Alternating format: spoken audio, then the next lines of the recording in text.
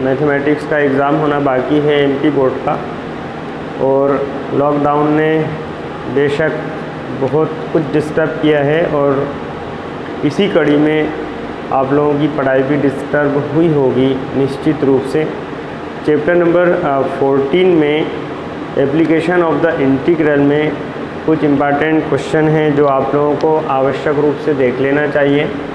एक तो question number 1 है, find the area bounded by the parabola Y square equal to 4ax and its latus rectum. Question number 2 है, circle है जिससे कि बाउंडेड एरिया आपको निकालना है और ये पैराबोला है ना, और इससे इनक्लोज्ड जो एरिया है वो निकालना है। ये दो कर्व दिए हुए हैं, दो पैराबोला दिए हुए हैं, Y square equal to 4ax and X square equal to 4ay, और अंत में एक स्ट्रेट लाइन और एक पैराबोला से कवर्ड किया हुआ एरिया है। तो स्टूडेंट्स, कल मेरी आपसे डिस्कशन हुई थी कि जब भी इस तरह के क्वेश्चंस आप सॉल्व करें, आपको 4 स्टेप पर काम करना चाहिए। पहला स्टेप आपका ये है कि स्टेप नंबर 1 में यदि पॉसिबल हो तो आप फ़ोटो बना लें, है ना।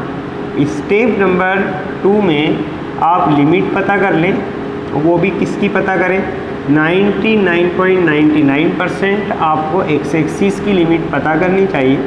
और स्टेप नंबर 3 में आपको y find the value of the y, है ना, find the value of the y, ठीक है।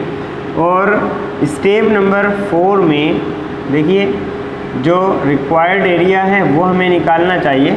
रिक्वायर्ड एरिया ये एज पर कंडीशन होता है, कहीं कहीं इस तरह से भी निकल जाता है, कभी कभी दो कर्व्स को आपस में जोड़ना पड़ता है ना, और कभी कभी उन दोनों कर्व्स में से एक कर्व में से दूसरे कर्व को सब्सट्रैक्ट करना पड़ता है ना। और इस तरह से आप इन 4 स्टेप पर वर्क करते हैं और आपका आंसर आ जाता है। मेरे पास में एक क्वेश्चन है, 1 नंबर पे लिखा है, चलो उसी को सॉल्व करते हैं। Find the area bounded by the parabola Y square equal to 4ax and its latus rectum. तो पहले हमको क्या करना चाहिए, उसका डायग्राम बनाना चाहिए। और डायग्राम क्या है कि एक्सिस बनाने के बाद ही आपको मिलता है। यह आपने एक्स एक्सिस बनाया हुआ है, ये वाई एक्सिस है, ठीक है, और ये Y square equal to 4ax जो है ये राइट वर्ड पैराबोला है। ये राइट वर्ड पैराबोला मैंने बना दिया है। And its latus rectum, latus rectum के बारे में जान लेना चाहिए। जो इसकी नाभि होती है, फोकस यहाँ से पासेस थ्रू होने वाला जो लाइन है, जो कि मैं आपको डायग्राम में शो कर रहा हूँ P और Q करके, ये जो PQ लाइन है ये इसका लेटेस्ट रेक्टम है। और photo of the latus rectum, Hindi में इसको नाभिलंब जीवा बोलते हैं। आपने latus rectum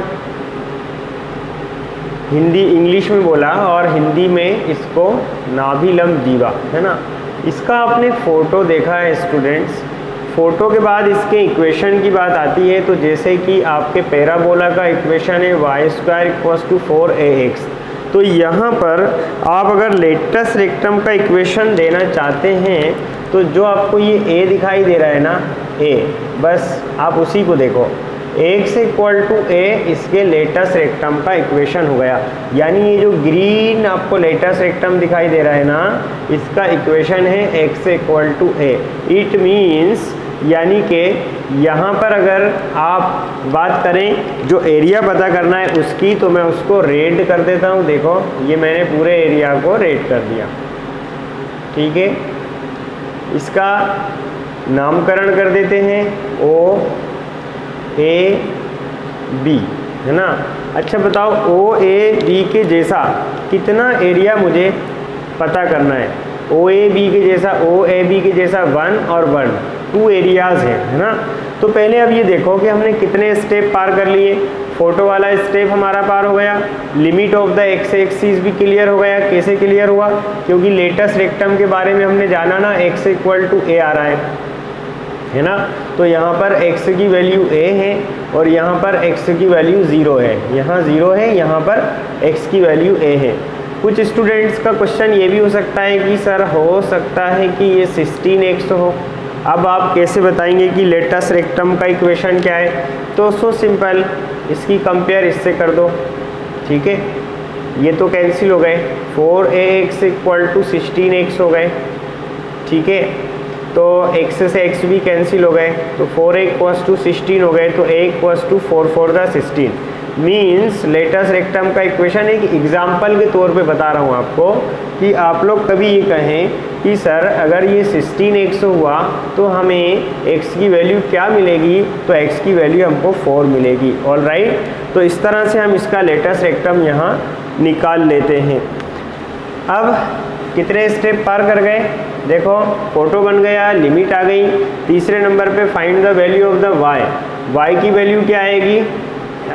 square equal to 4ax है, तो y इक्वल टू हो जाएगा under the root 4ax। All right, अब हम कितने स्टेप पार कर गए? 3। चौथा स्टेप क्या है? रिक्वायर्ड एरिया, है ना। तो रिक्वायर्ड एरिया में आप देखो, है ना, रिक्वायर्ड एरिया है मेरे पास में 2 times of the area of कौन सा वाला? OABO, ठीक है। अब इसको सॉल्व करते हैं, तो OABO कौन सा एरिया है? 0 से a, ydx, y के प्लेस पर y की वैल्यू पुट कीजिएगा।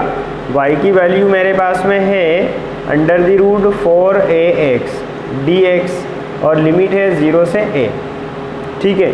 अब हम यहाँ पे इसका इंटीग्रेशन करेंगे।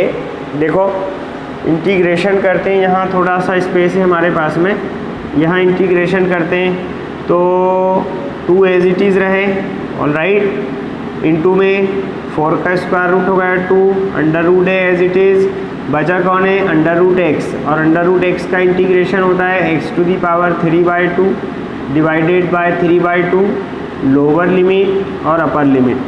2 2 ज़ा 4 अंडर रूट ए, 3/2 को आप लिखेंगे 2/3 और यहाँ x के प्लेस पर पहले अपर लिमिट पुट कीजिए a टू दी पावर 3/2 और माइनस लगा के लोअर लिमिट पुट की तो 0। 4 अंडर दी रूट a, या आप कह दीजिए 4 2 ज़ा 8 भी होते हैं, 8 रूट a/3। यहाँ पर a टू दी पावर 3/2 का मतलब है 1.5, है ना। तो ये 1 और ये हाफ, और रूट ए का रूट ए में मल्टीप्लाई करते हो ना तो पावर्स आर एडिंग, हाफ और हाफ 1 हो जाता है, तो 1a इंटू ए मिलकर हो गए a स्क्वायर, तो 8/3 a स्क्वायर यूनिट। तो देखिए मैं यहाँ पे ये ट्राई कर रहा हूँ, कोशिश कर रहा हूँ कि आप लोगों को जो बेसिक है इसका समझ में आए। मैंने कितने शॉर्ट वे में इस क्वेश्चन को सॉल्व किया हुआ है। 4 स्टेप्स का आपको पालन करना है। पहले नंबर पे आपको फ़ोटो संभव हो तो बना लीजिएगा, दूसरे नंबर पे limit of the x axis पता कर लीजिए, तीसरे नंबर पे वैल्यू ऑफ द वाई, या 2 कर्व है तो y1 y2, और चौथे नंबर पे आपको रिक्वायर्ड एरिया। इससे रिलेटेड अगर आपको कोई भी प्रॉब्लम्स होती हैं तो आप बिल्कुल मुझको बताइएगा, मैं उनको आपको सॉल्व